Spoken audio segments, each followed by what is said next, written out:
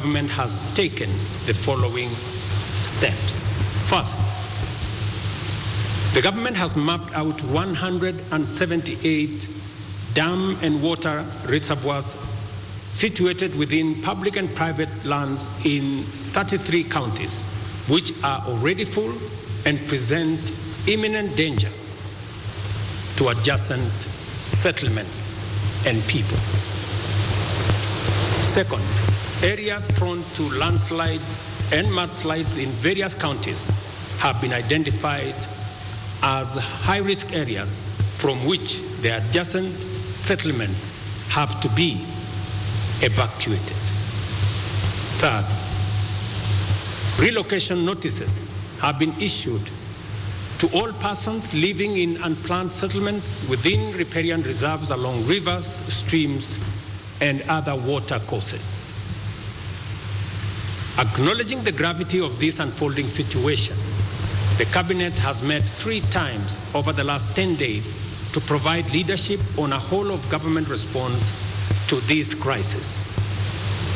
To support disaster response and mitigation efforts across the country, the Treasury has been directed to provide adequate resources and work with other development partners to provide for the purchase and supply of food, medical, and other non-food items. County security committees are directed to determine on a case-by-case basis the radius that shall constitute the scope of the area subject to evacuation and mandatory relocation that has already been pronounced. The county security committees are further directed to continuously monitor other dams and water reservoirs across the country that may not be presenting a risk now, but could do so in the event of further precipitation.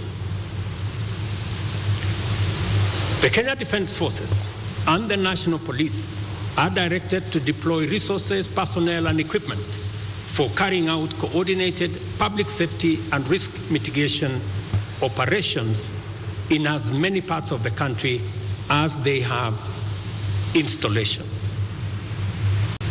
Security agencies are further directed to enlist the support of the National Youth Service and work with the National Government Administration officers to respond to this emergency, including ensuring timely, orderly, and human evacuation of all persons at risk. Cabinet secretaries will spearhead disaster response and mitigation efforts across the country, and to this end, ministries, departments, and agencies are directed to work closely with the National Disaster Operations Center and security agencies to ensure the whole of government approach to the management of the prevailing crisis. The government, working with stakeholders, has put in place adequate measures to provide temporary shelter, as well as food and non-food essential supplies. The ministry responsible for special programs is directed to work with development partners and relevant humanitarian organizations to mobilize adequate food and non-food supplies to support all affected persons in every part of the country. The Ministry of Agriculture and Livestock Development, through the National Cereals and Produce Board, is directed to make available food supplies in government stores to support this effort. The Ministry of Health is directed to work with development partners, including the World Health Organization, AMREF, Red Cross, UNHCR, World Food Programme, and other relevant humanitarian agencies to mobilize resources and logistical support to avail essential drugs, food, and other medical supplies to those affected. The Ministry of Interior is directed to coordinate the relocation and evacuation of the affected members of the public, identification of sites for temporary shelter for displaced persons, and supervise the overall support program. The Ministry of Education is directed to postpone the dates of reopening of all schools in the country for the second term until further notice. Members of Parliament are requested to reorganize the CDF allocations to prioritize reconstruction of school infrastructure that has been damaged as a result of the floods ravaging the country. As the national government plays its role in dealing with the current situation, I request and urge county governments, development partners, and private sector to join in these efforts and provide support as, where, and when they can. In Nairobi, settlements in riparian reserves have complicated the response efforts and compounded and aggravated the risk to human life, safety, and property destruction. The Ministry of Interior is hereby directed to enforce the relocation notices issued earlier upon their expiry at 6:30 p.m. today. We appreciate and thank members of the public who are already cooperating with government on the evacuation and relocation effort that is underway. I want to mention specifically citizens in different parts. I saw, for example, in Dandora, citizens themselves volunteering, removing their structures, carrying their wares, carrying their furniture, and looking for places to store them. It is an encouraging development that citizens are part of the solution and they are participating in the evacuation and relocation efforts.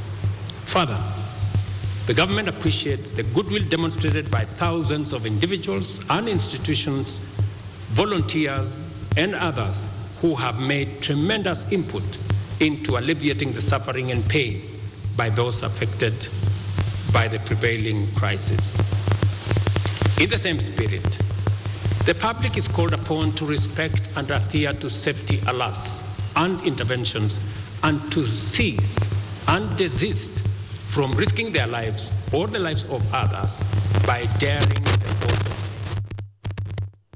fear. Kenyans must avoid endangering their lives by recklessly attempting to cross flooded rivers or drive on waterlogged roads.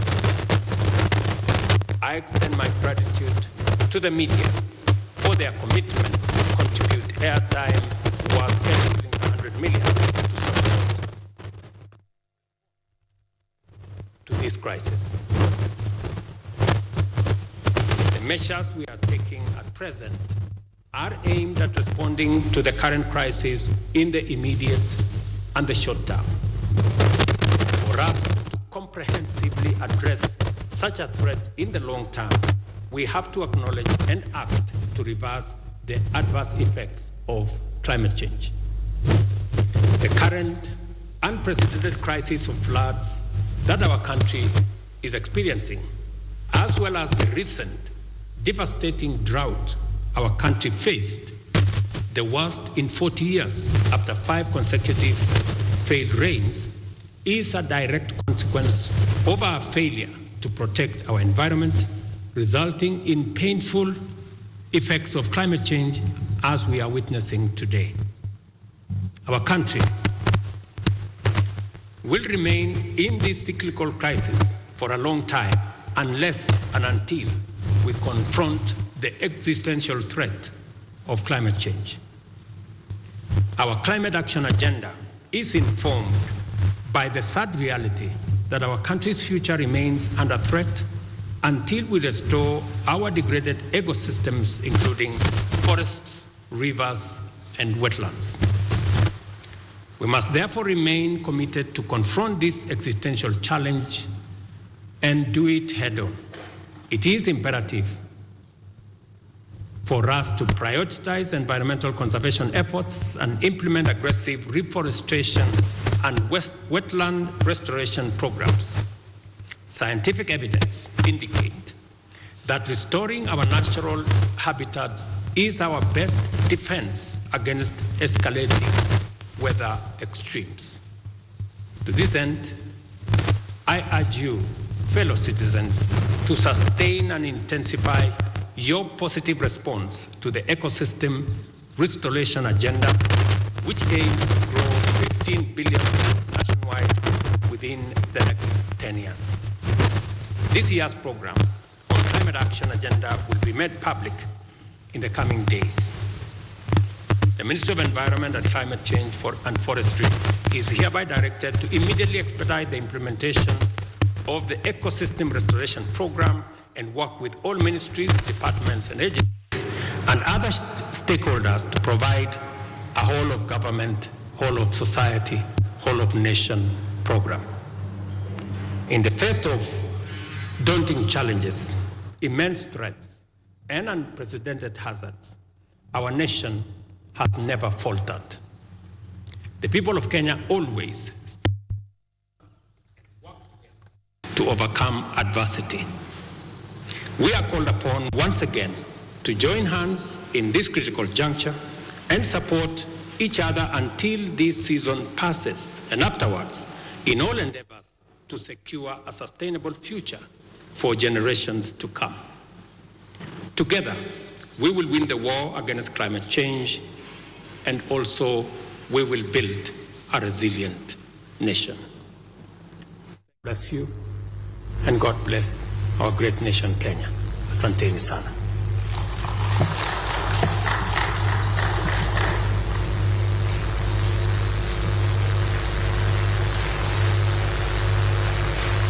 Thank you very much. Your Excellency, my name is Mwangi Maina from Inoro TV. You have said that the Treasury has been directed to provide enough funds. I would like you probably to mention how much money has the government set aside to respond to this crisis. Again, you have asked the county governments to work in collaboration with the Ministry of Interior. We have seen some counties have already started setting aside money to respond to this crisis. So how will the national government and the county government work hand in hand to ensure that there is a seamless response? Thank you. We have three things in quick succession. Treasury has been mobilized to, number one, prioritize disbursements to counties to make sure that counties have the necessary resources to deploy intervention to manage this crisis. Number two, we have also directed Treasury to provide resources to our NGCDF and members of parliament to prioritize the reconstruction of school infrastructure that has been destroyed by the floods. Number three, we have also directed the Treasury, working with the Ministry of Roads and Infrastructure and our military, to provide resources for roads, bridges, and other travel infrastructure that has been destroyed by the roads, by the floods. And we have asked Treasury to work with the resources they have, engage with development partners, and we are also encouraging the private sector to step forward. In fact, private sector persons, individuals, and organizations who wish to contribute to this national effort, the Office of the Deputy President will coordinate that effort, and additional information on how citizens, private sector individuals, private sector institutions can participate in this exercise will be issued by the Office of the Deputy President.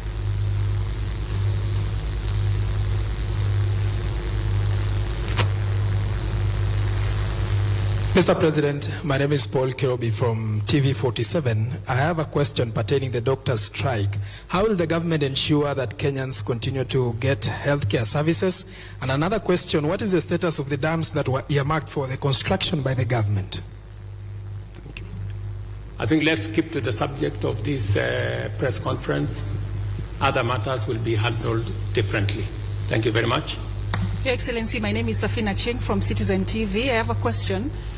Most of the Kenyans are not sure where to go when they are receiving this warning that they should move to higher grounds. Probably just explain to us what exactly the government has done to provide order and organize them to know where to go when they are told to move to higher grounds.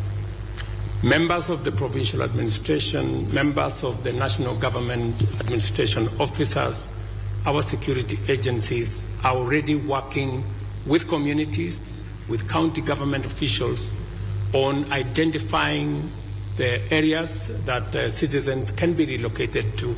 There is a whole of government process underway in different parts, especially in the fragile areas that we believe are dangerous and we need to evacuate citizens. So there is already a comprehensive plan run by the Ministry of Interior, working with county governments, working with communities on the ground.